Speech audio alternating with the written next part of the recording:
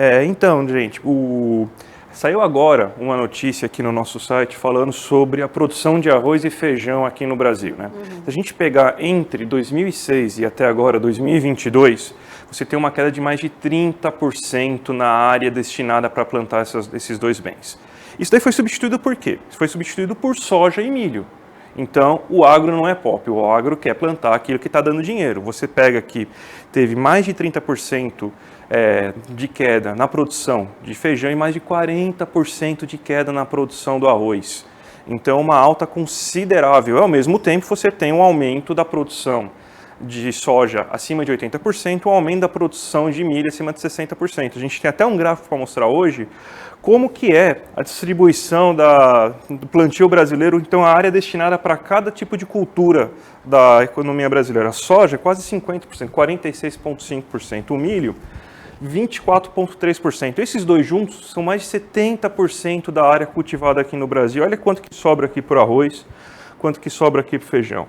1,8% de área destinada para plantar arroz e 3,2% de área destinada para plantar feijão. Isso aí já significou uma queda de 20 gramas de consumo de arroz nesse período todo, que é mais de 11%, e do feijão de 30 gramas, ou seja, o brasileiro está consumindo 11% menos de arroz e 18% menos de feijão. Isso aí é o resultado aí da nossa expansão agrícola para o mercado externo.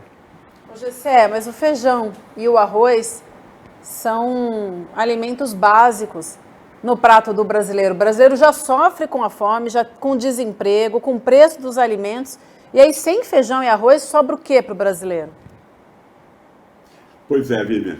E aí a gente vê, quer dizer, de que modo, enfim, o sistema econômico brasileiro está montado de modo absolutamente irracional, né? Ele não atende aí 99% da população, é isso, né? Muito menos de 1% tem interesse nessa, né? Quer dizer, inclusive esse pessoal da soja, do milho, não paga um centavo de imposto, né?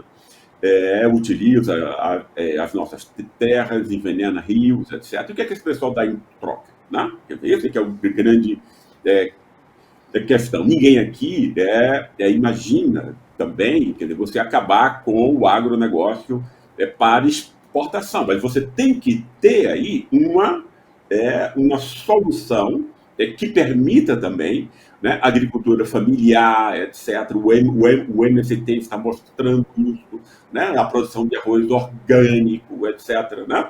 Quer dizer, melhorar a mesa do brasileiro com produtos frescos, saudáveis, né? Quer dizer, quer dizer, isso tem a ver com opção de que país a gente vai ser. Né? Quer dizer, e nisso aí mostra o quê? Mostra que a gente tem que redesenhar esse modelo econômico. Né? A gente precisa não só ter mais indústrias, obras de infraestrutura, mas a gente precisa remodelar estruturalmente a produção rural.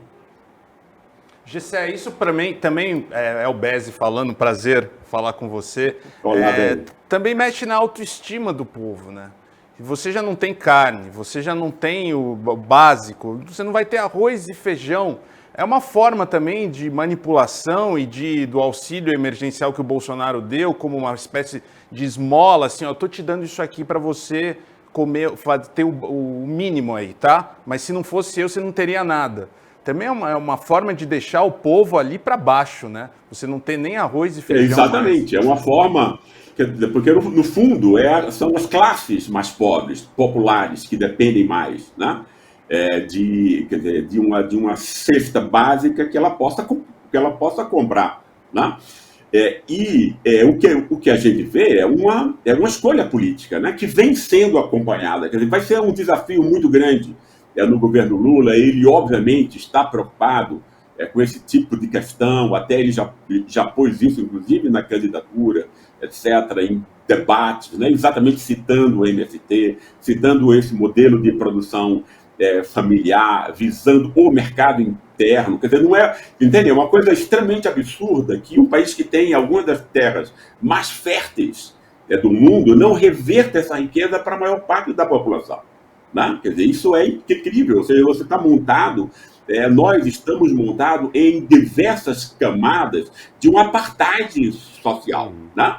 Ou seja, a gente vive um apartheid, né? Quer dizer, que não é um apartheid legal, né? Quer dizer, não tem leis dizendo isso, mas a estrutura econômica, política, cultural está baseada nesse apartheid, né? Quer dizer, e aí aqui já foi discutido hoje, acompanhei aqui, né? Quer dizer, o papel de uma imprensa nisso. Como é que a gente vai poder, enfim, rediscutir o que é que a gente vai fazer com a agricultura, né? Se a gente não vai ter, se não há espaço para debater isso, né? Não há espaço para debate, né? Quer dizer, a gente viu aqui um caso aqui, quer dizer, quando o César debateu com vocês aqui a perseguição, etc., né? Ou seja, a gente vai ter ainda aí uma imprensa, né, que esse tipo de questão não vai poder ser tocada, né? Ou seja, aí que precisa de propaganda do agronegócio, quem mais joga essa coisa do agropop,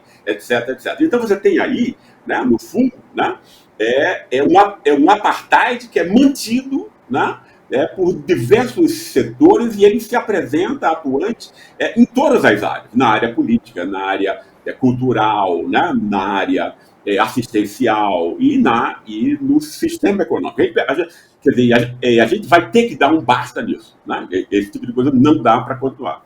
É impressionante, né? Olhando o gráfico que o Campedelli trouxe para a gente, né? Claro que existem muitas camadas, igual o Gessé falou, mas flertando com o anacronismo, né? Eu sei que eu sou um historiador que não posso flertar com o anacronismo, mas dá para driblá-lo, né, Gessé? Mas se tem uma permanência implacável na história do Brasil, é a ditadura do agronegócio, né?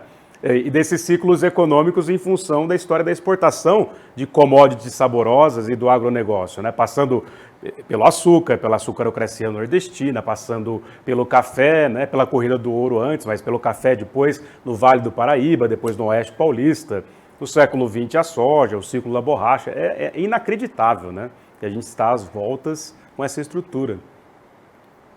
São 520 anos aí de domínio, né, no fundo e tal. E que é um domínio que a gente viu aí nessa última eleição, que ele tem tentáculos que são muito, né? E um fato, Lindené, é que é muito sofisticada essa dominação. Ela tem um lado arcaico, que é o lado do assassinato, violência, etc, etc. Mas ela tem também, né, essa coisa de você pôr a música sertaneja como a música, né, do Brasil, etc. Percebe isso? Quer dizer, isso é extremamente importante. Você está ocupando o imaginário social, ligando imperceptivelmente aos interesses da aristocracia rural. Né? Ela se vê e ela é montada como se ela fosse, né? Quer dizer, quem está levando isso, etc. Ou seja, uma nova cultura, uma nova forma de ver o mundo, que obviamente é isso que está em jogo, também escolhas políticas, etc. Então você tem aí uma elite rural extremamente arcaica, né? Ela é uma lavoura arcaica. A dona Sarna velha. Ela faz tudo que dê lucro, ela faz roubar terra, né, roubar madeira, matar gente, etc, etc. Ela não tem nenhum limite disso, o que mostra muito como é a nossa elite, né? A gente já discutiu aqui, uma elite de curto prazo, né, do saque, etc, etc. Então, vai ser uma luta extremamente dura, mas importante, porque todas as nossas lutas são inadiáveis. A gente não pode dizer, não, a gente tem que fazer essa agora, depois a outra e tal. Não, o estado de descalabro é tamanho, né? Então você tem aí fome, você tem, né? Você tem redução do gasto do Estado, disso, né? Você tem um enforcamento das contas públicas, etc. Então, quer dizer, a gente vai ter que pensar como é que a gente vai reconstruir esse país, né? Seja a sua base material, etc., mas também exatamente isso, quem é que deve dar o quê, qual é a responsabilidade. Esses temas precisam chegar na esfera pública. E todo esse cenário reflete nos números e nos estudos que você traz para a gente toda semana no ICL Economia, né, André? Exatamente. A gente até mostrou agora, né, o relatório que saiu de ontem lá, exatamente a gente fazendo esse levantamento, né, que cada vez mais a fronteira agrícola se expande para as exportações. Agora a gente tem a questão do trigo também que está começando a entrar em pauta, está cada vez crescendo mais, tomando o lugar da cana-de-açúcar e do café, por exemplo, que a gente conseguiu agora plantar trigo por causa da Embrapa.